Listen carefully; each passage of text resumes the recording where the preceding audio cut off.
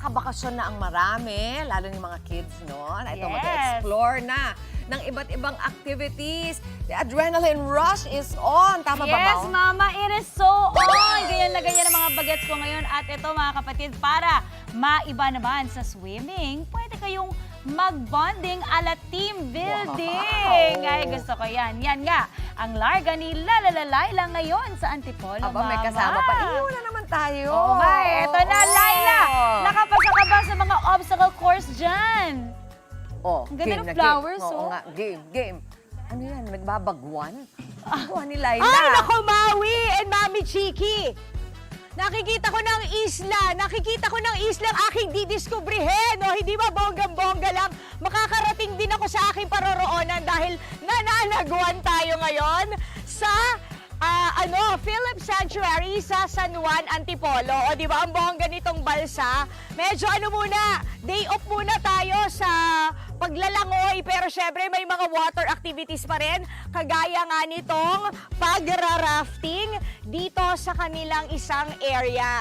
Actually, para sa mga pamilya o kung meron kayong mga bagets na mahilig talaga sa mga extreme activities o yung mga physical activities, maganda rin tong paraan, di ba? Para medyo makapagpahinga or detox sila sa kanilang mga gadgets. Teka, paparada lang ako, ha? Ayan, paparada lang ako kasi parang lumalayo. Teka, sandali. Yung aking balsa, kailangan... Yan! Ayan o, di ba? Magaling na ako mag-drive ng balsa. Isang araw sa Pasig River nyo na ako makikita na mamasada, di ba? Sandali, ha? Medyo ilalapit lang natin dito sa aking hagdan. Yan. Yan. Yan. Minamani obra lang natin, Mami Chiki. Ayan na. Sana wag ako malaglag. Dahil laglagi naman ako. Well, actually, nakikita nyo, no, bukod dito sa ating ginagawang pagbabalsa, marami ring mga activities na pwede kayong gawin dito. So, kausapin na muna natin si Ma'am Gina Pestaño, ang kanilang operations manager dito sa Phillips Sanctuary. Good morning, Ma'am Gina! morning. Ma'am, grabe, sobrang extreme naman itong gagawin natin. So, parang may pa-obstacle course ka dito sa katubigan, di ba? Gaano po ba kalaki itong ating area? Mga 20 plus hectares po yung property. Okay. Yes. Pero ma'am, bakit ganito yung klase ng mga activities na naisip ninyong gawin or i-share sa mga bisita natin dito sa ating Phillips Sanctuary, ma'am? Inspired po siya by my brother, Philip Okay. Escanio. So he was in the PMA. Kaya po military po yung military inspired po yung mga obstacle Kaya courses. pala.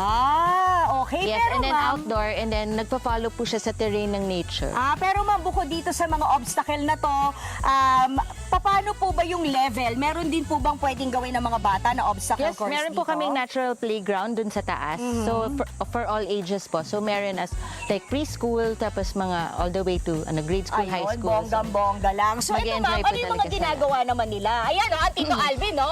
Ayan na naman magpapaka-daredevil na naman. Ano po yung ginagawa nila, ma'am? So, ito po yung obstacle course namin dito sa Lagoon. So, para siyang, mag-start po doon. So, may tightrope, tapos may log balance.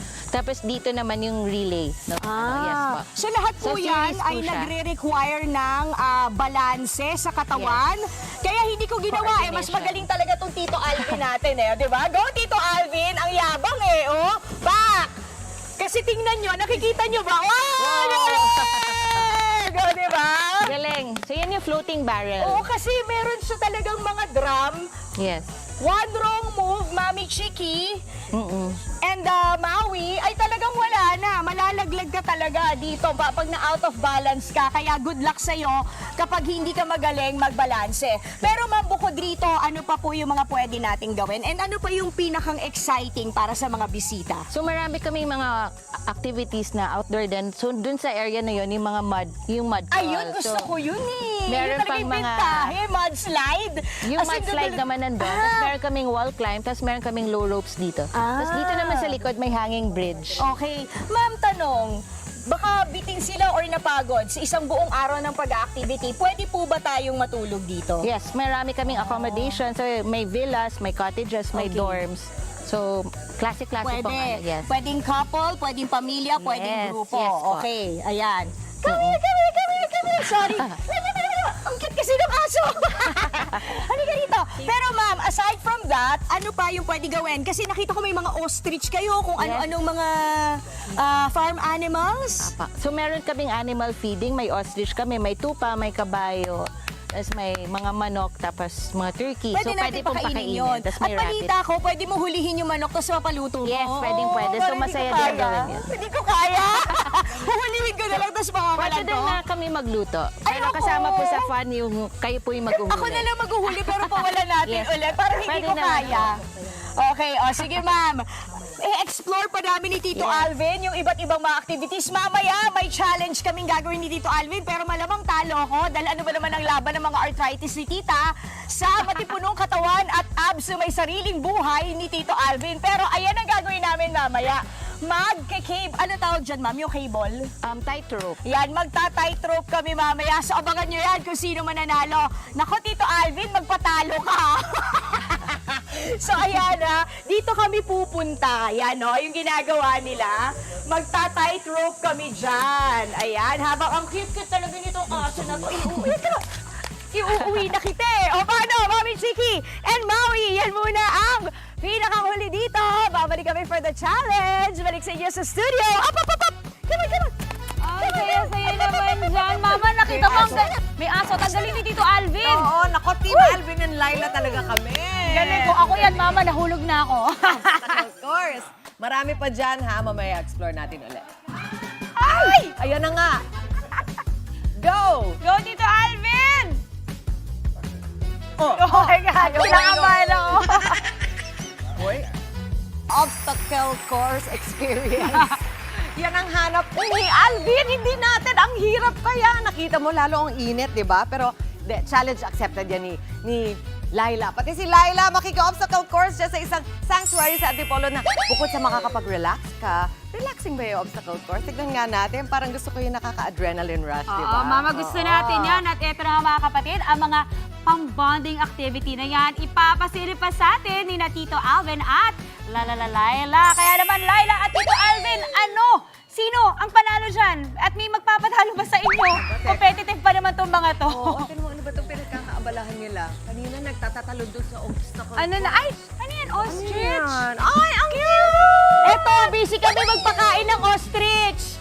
Ayan, nagpapakain kami ng ostrich. Oh, wow! Anyways, eto si baby boy at si baby girl. Pinakalanan ko na talaga.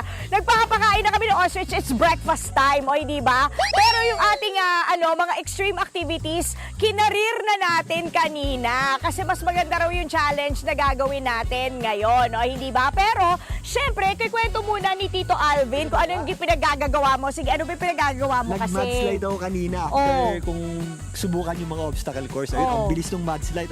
At syempre, ang presko, tamang-tama ngayong panahon ng tag-init. Ay, medyo may kahabaan din natin, Laya. Ay, oo medyo, nga. medyo siya, masaya. Lalo na sa mga kids at sa mga kabataan na gustong mag-try niyan. Ayun. So, syempre, dito yan sa Philips Sanctuary. Tapos ano yung ginawa natin yung tumulay tayo sa kable? O, yung Tumulay pa tayo sa kable. parang meron tayong sinubukan na obstacle course Oo, doon na tutuloy sa kable. Para Diba? mas maganda yung abs. Pero eto, bukod sa nagpapakain kami ng ostrich, Mami Chiki and Maui, magpapakain din kami ng kung ano-anong pato, pabo, manok, halo-halo na sila dyan. Kanina nga, pati kabayo, pinakain na namin. O, ayan. Pero, alam mo ang maganda? Kasi di ba yung challenge nga natin kanina, pagandahan ng abs. Eto, patibayan naman ng hindi ko alam kung anong klaseng challenge ito. May pa-surprise si Ma'am. Pero Ma'am Gina Pestaño, ang ating CEO, hindi ba? CEO ba? O owner? Proprietor? Ano ba tawag? Gardener. Gardener! Johnson Gardener ng ating Philips Sanctuary. Ma'am, discuss mo naman sa amin yung rates pag gusto namin magpunta rito kasi I'm sure maraming mga bagets ang natutuwa.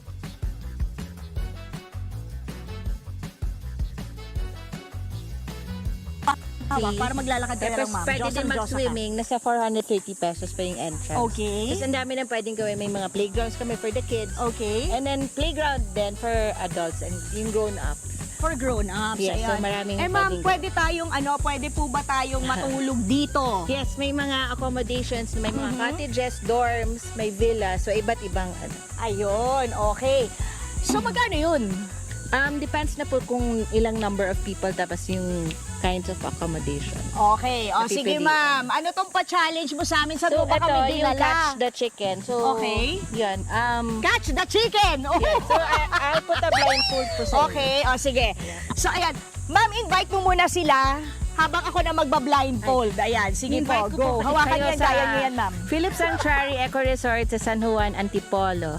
So meron po kaming team building obstacle courses dito and maraming pwedeng gawin pampamilya din. So may animal feeding kami Okay. and then may mga activities, outdoor activities na nature based.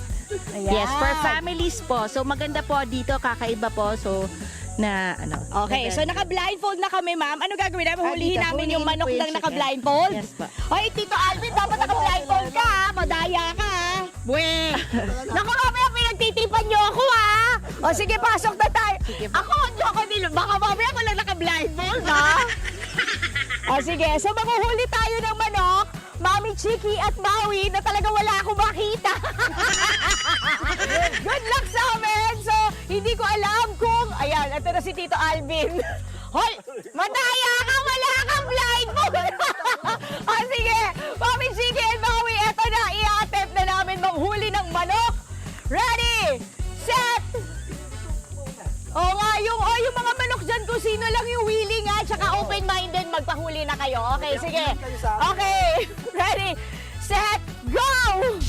Takbo na sa likod raw. Manok! Manok! Si Ivy ang nahuhuli ko eh. Sa likod. Nasaan ba?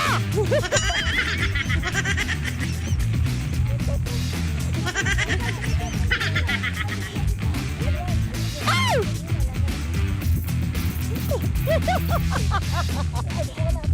Nasaan yung manok?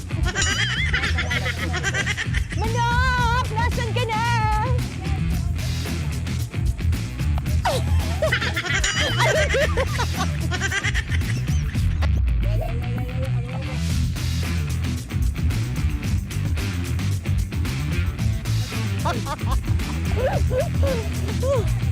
Ay, tutugan. Nako, ingat kayo siya, pero sobrang saya. Kahit wala akong blindfold, mahirap kaya mahuli ng... What Nakahuli more ka ba pa? ng manok? Never. What more pa pag may blindfold? Talaga naman very, very challenging. Pero napakasaya. Kaya naman, maraming salamat, no, Mama Chiki. Thank you. Thank you, Laila. Thank you, Tito Alvin. Mga kapatid, Dimples Romana po, maging maalam at may pakialam sa mga napapanahong issue at headlines. Mag-follow na po at subscribe na sa social media pages ng News 5.